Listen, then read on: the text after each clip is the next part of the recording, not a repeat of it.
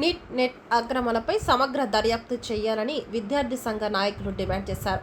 జగ్గంపేట నియోజకవర్గంలోని గండేపల్లి, జగ్గంపేట, కీర్లంపూడి మండలాల పరిధిలోని ప్రైవేటు పాఠశాలలను ముందుగానే మూసివేశారు. అయితే ప్రభుత్వ పాఠశాలలను యథావిధిగా తెరవడంతో ఆయా పాఠశాలలకు, కళాశాలలకు విద్యార్థి సంఘ నాయకులు వెళ్లి స్కూల్స్ను, కాలేజీలను మూయించివేశారు.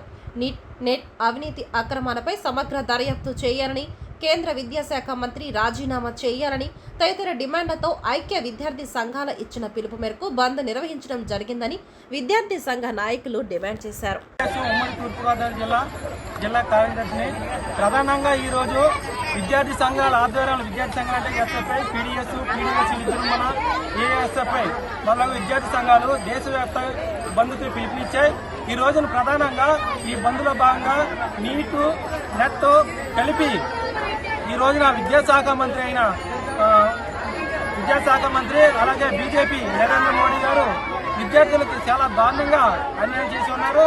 ప్రధానంగా మన రాష్ట్ర ముఖ్యమంత్రి వర్యులు నారా చంద్రబాబు నాయుడు గారు అలాగే ఉప ముఖ్యమంత్రి వర్యులు పవన్ కళ్యాణ్ గారు కూడా దీనిపై స్పందించి దీనికి సరైన న్యాయం చేకూర్చాలి.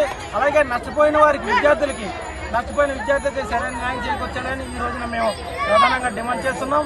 అలాగే ఇక విద్యార్థి సమస్యలు అయితే రాష్ట్ర వ్యాప్తంగా చాలా మట్టుకు ఉన్నాయి. ఈ రోజున బీజేపీ ప్రభుత్వం విద్యా వ్యవస్థని చాలా నీరుగారుస్తుంది.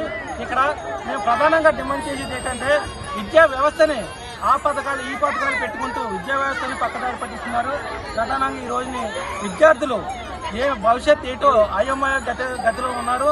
కావున ఈ రోజున మా విద్యార్థి సంఘాల ఆధ్వర్యంలో నీటిలో నష్టపోయిన విద్యార్థులకు మాకు న్యాయం చేకూర్చాలని ప్రధానంగా డిమాండ్ చేస్తున్నాం.